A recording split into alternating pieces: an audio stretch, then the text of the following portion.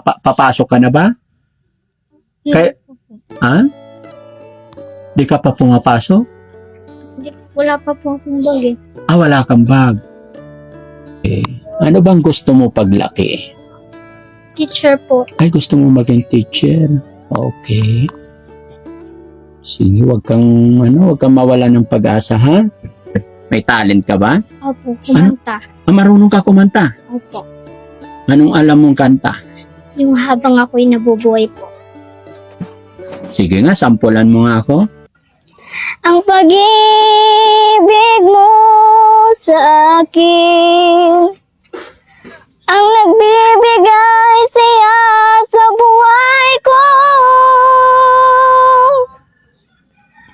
Ikaw lang ang mamahalin, ikaw lang ang nasa puso ko, ikaw lang ang ibigin ko habang ako'y nabubuhay. Di ko kayang mawalay ka, di ko kayang mabuhay, di ko kayang limutin ka habang ako'y nabubuhay. Babayan mga kabarangay, no? May nilalapit sa Team Daddy Frankie na isang bata at lola na kailangan daw ng tulong. So hindi ko rin alam kung ano talaga yung kalagayan nila or anong kailangan nila. Samahan niyo po ako at kausapin natin sila.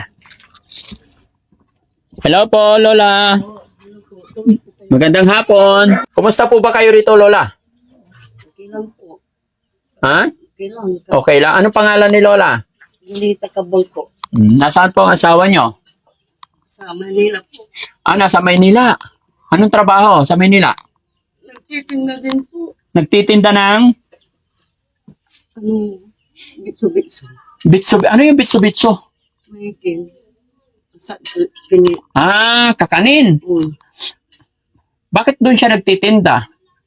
Ayaw niya dito. Daddy Frankie. Bakit? Naiya daw magtinda dito. Bakit nahiya siya magtinda dito?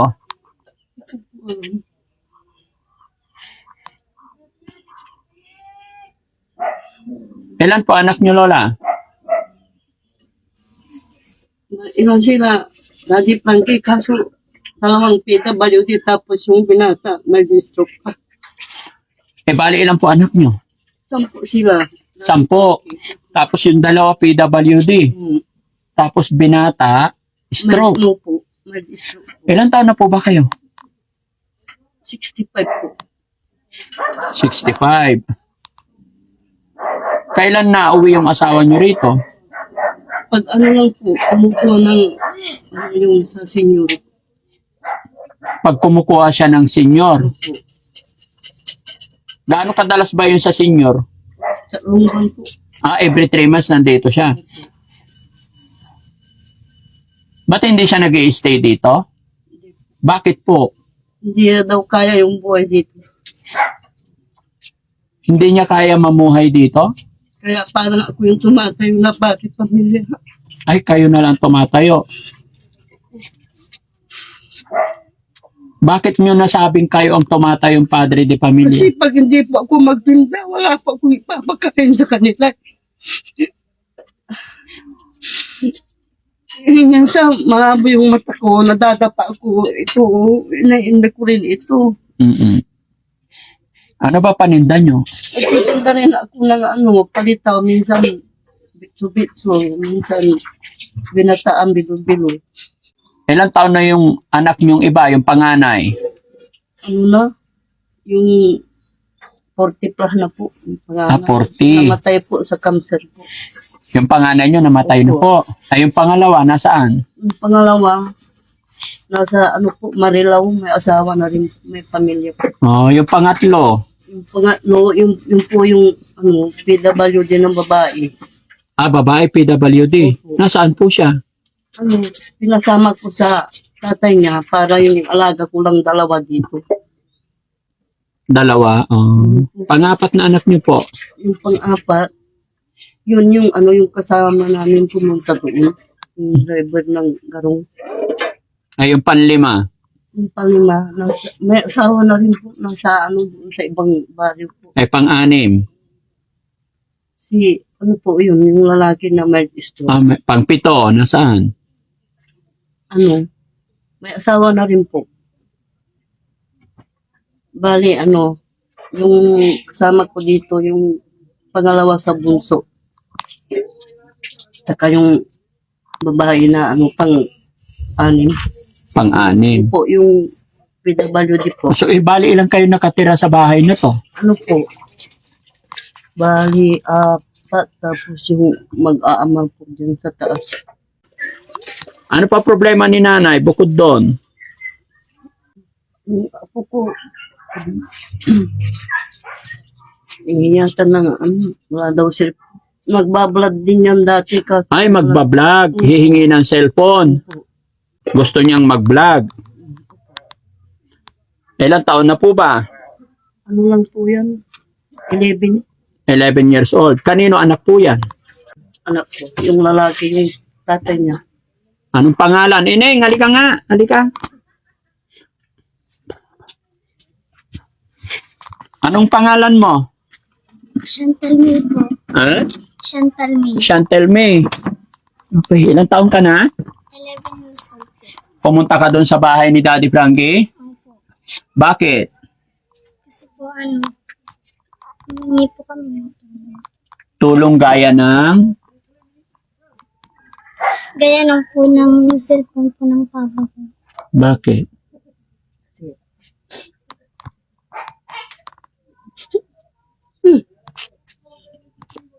Sira po. Nasira.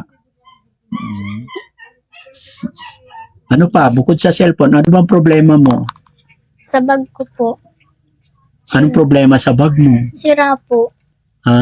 Nag-aaral. Papasok ka na ba? Kaya- Hindi po. Ha? Di ka pa pumapasok? Wala pa po akong bag eh. Wala kang bag. So, kailangan mo ng bag. So, pag may bag ka na, papasok ka na. Bukod sa bag, ano pa? Ano pa raw? Yung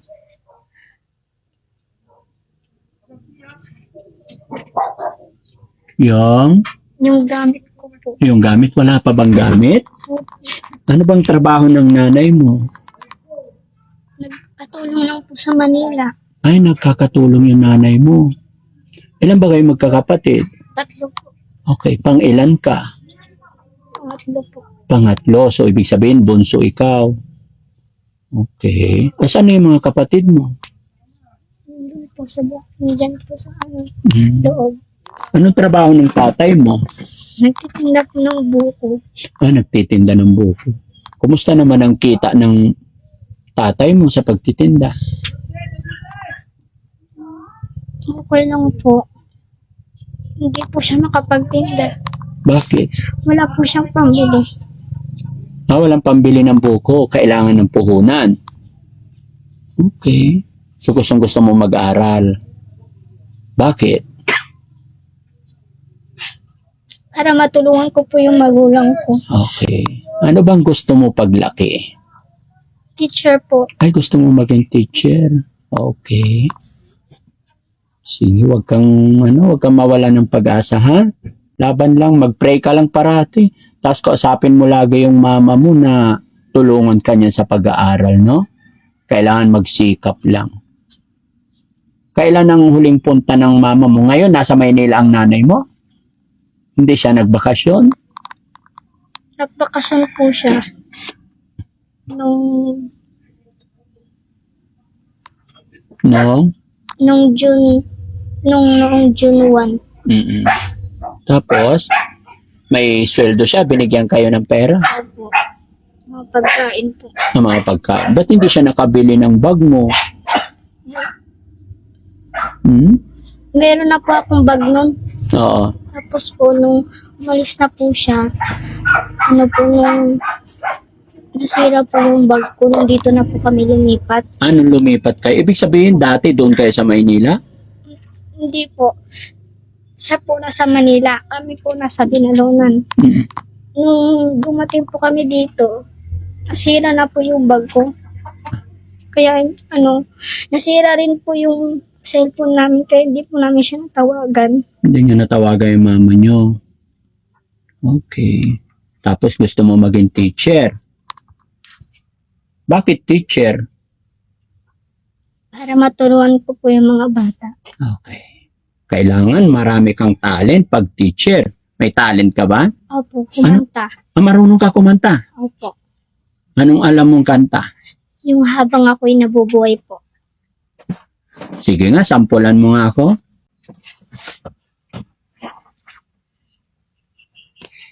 Lagi na lang sa isip mga sandaling tanggapin mo ang pag-ibig ko para sa'yo. Walang hanggan ang saya, mga sumpaan, pangako. Tayo lang dalawa kailanman, ang pag-ibig mo sa akin ang nagbibigay siya sa buhay ko. Ikaw lang ang mamahalin, ikaw lang ang nasa puso ko, ikaw lang ang iibigin ko. Habang ako'y nabubuhay, di ko kayang mawalay ka, hindi ko kayang mabuhay, hindi ko kayang limutin pa. Habang ako'y nabubuhay. Ang galing naman. Ano pangalan mo ulit? Chantal May po. Chantel May. Okay, napakagaling ng boses ng batang ito, no? O, yun lang. Huwag kang magbago, ha? Magpakasipag ka lang, no? So, sana tuloy-tuloy lang yung pagpipray mo para makapagtapos ka pag-aaral mo, ha? Meron ba tayong dahil problema niya mga kababayan, bag at saka yung school supply, wala pa. Pahingi tayong bag tsaka school supply. Ayan. Si Chantel May, yung bag lang muna. Ayan. Okay. Ito. No, okay ba yung kulay? Tapos, yung mga school supply. Bakit hindi ka pa nakabili ng mga notebook mo? Wala pa po kasi kami pambili. Wala talagang pambili. Kawawa naman. Gaano ba kahirap ang buhay, ha?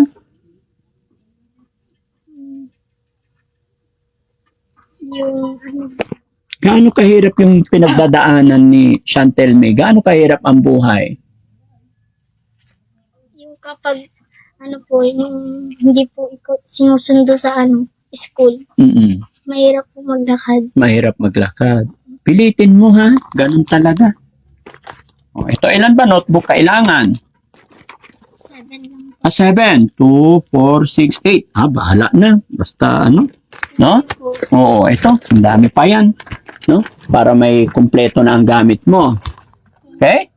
Basta magsipag ka lang mag-aral, ha? Kasi may talent ka naman. Walang imposible. At alam ko naman na susuportahan ka ng mama at papa mo. Okay?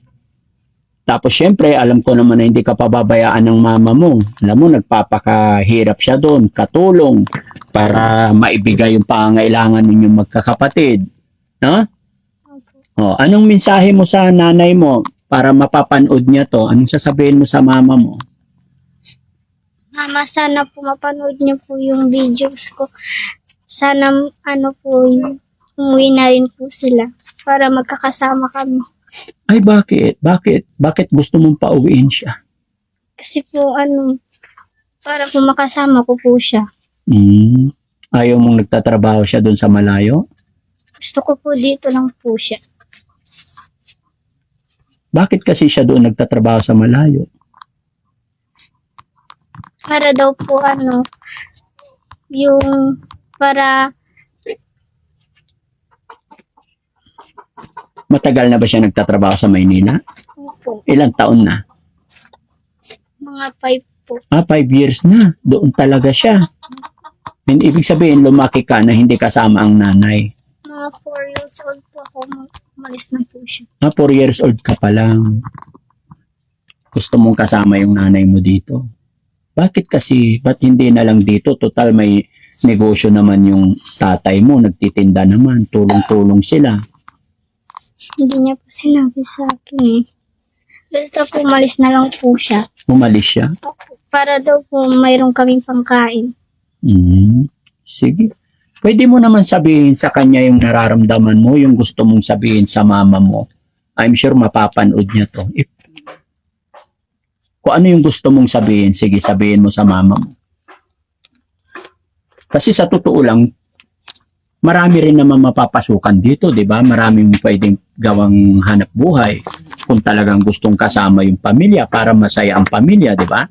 O sige, sabihin mo yung gusto mo. Sana po dito na lang po kayo magtrabaho para po magkakasama po tayo.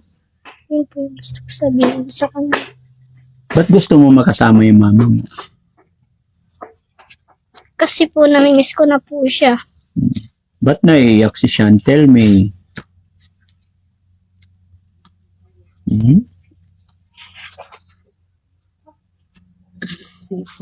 Masipag yan, matalino. Matalino si Chantel May. Laging na First honor po ako sa school eh. First honor po ako lang. Ay, wow, first honor ka. Sure? Opo. Ang galing naman.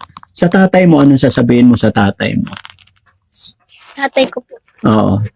Sana po kapag trabaho na po siya para po meron din po kaming pangkain. Bakit hanggang ngayon matagal na ba siyang walang trabaho? Doon lang po sa Binalo na nagtatrabaho. Bakit umiiyak si Chantel May? Ha? Matagal ba matagal na bang hindi magkasama yung papa at mama mo? Opo. May problema ba? Opo. Wala naman. Basta mag-pray ka lang, no?